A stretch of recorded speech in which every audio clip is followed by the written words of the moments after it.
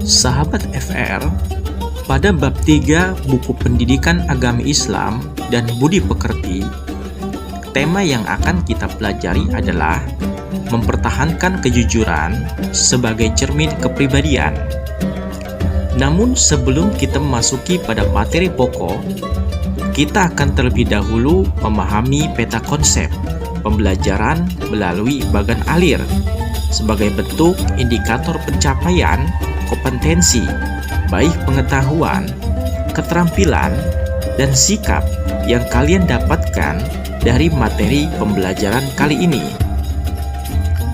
Dari bagan alir yang diawali dengan tema mempertahankan kejujuran sebagai cermin kepribadian.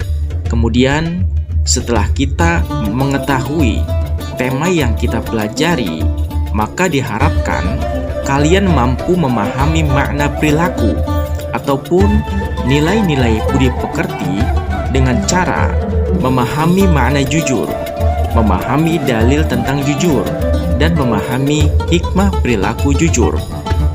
Kemudian, setelah diketahui dan diperolehnya nilai dan perilaku mulia, diharapkan kalian mampu mengimplementasikan atau menerapkan sikap dan perilaku jujur dalam niat, perilaku jujur dalam lisan, dan perilaku jujur dalam perbuatan kita sehari-hari. Rasa-rasanya tidak afdol kalau saya tidak menyapa kalian terlebih dahulu. Assalamualaikum warahmatullahi wabarakatuh.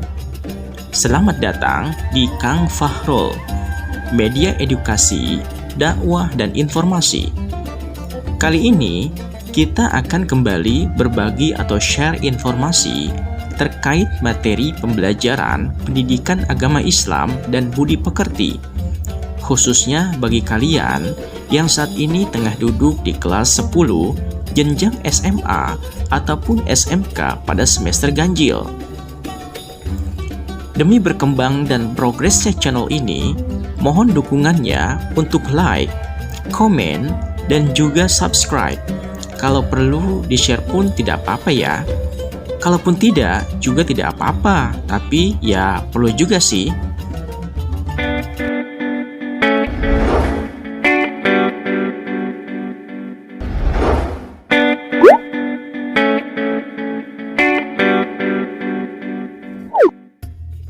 Sahabat FR, mari kita simak sebuah kisah yang dapat membuka relung hati kita.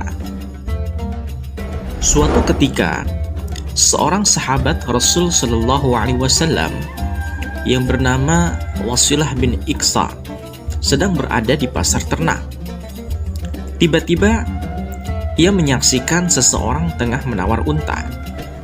Ketika ia lengah, pembeli itu telah menuntun unta yang telah dibelinya dengan harga 300 dirham.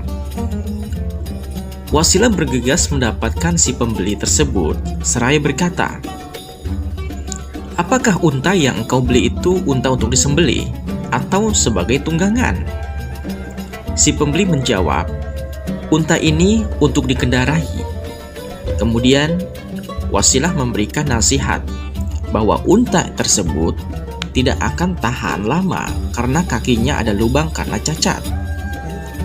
Pembeli itu pun bergegas kembali menemui si penjual dan menggugat, sehingga akhirnya terjadi pengurangan harga 100 dirham. Si penjual merasa jengkel kepada Wasilah seraya mengatakan, "Semoga engkau dikasihi Allah Subhanahu wa Ta'ala, dan jual beliku telah engkau rusak." Mendengar ucapan tersebut, Wasilah menimpalinya, "Kami sudah berbaiat kepada Rasul Shallallahu Alaihi Wasallam untuk berlaku jujur kepada setiap muslim, sebagaimana Rasul Shallallahu Alaihi Wasallam bersabda, tiada halal bagi siapapun yang menjual barangnya kecuali dengan menjelaskan cacatnya, dan tiada halal bagi yang mengetahui itu kecuali menjelaskannya." Hadis riwayat Hakim, Baihaqi, dan Muslim dari Wasilah.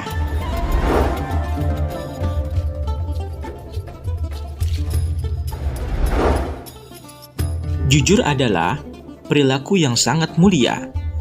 Jujur adalah sifat yang wajib dimiliki oleh para nabi dan rasul Allah Subhanahu wa Ta'ala, sehingga separuh gelar kenabian akan disandangkan kepada orang-orang yang senantiasa menerapkan perilaku jujur. Jujur atau asyidku adalah mengatakan sesuatu sesuai dengan kenyataan, sedangkan dusta atau al-kadzibu adalah mengatakan sesuatu tidak sesuai dengan kenyataan. Kejujuran merupakan petunjuk dan jalan menuju surga Allah Subhanahu wa Ta'ala.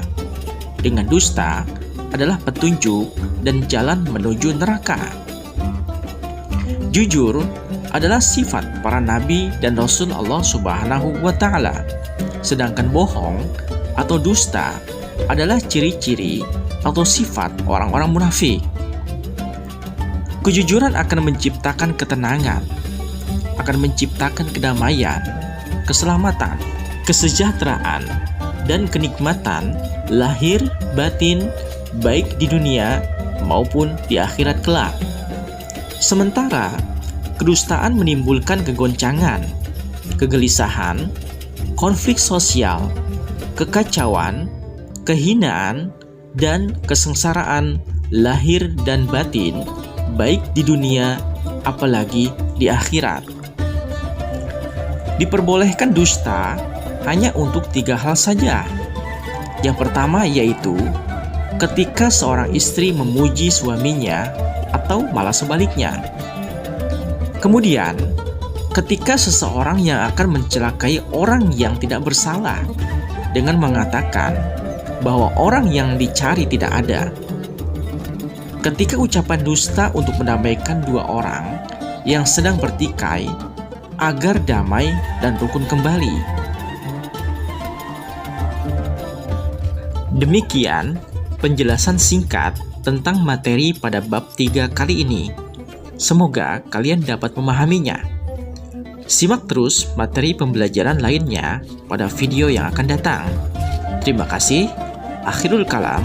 Assalamualaikum warahmatullahi wabarakatuh.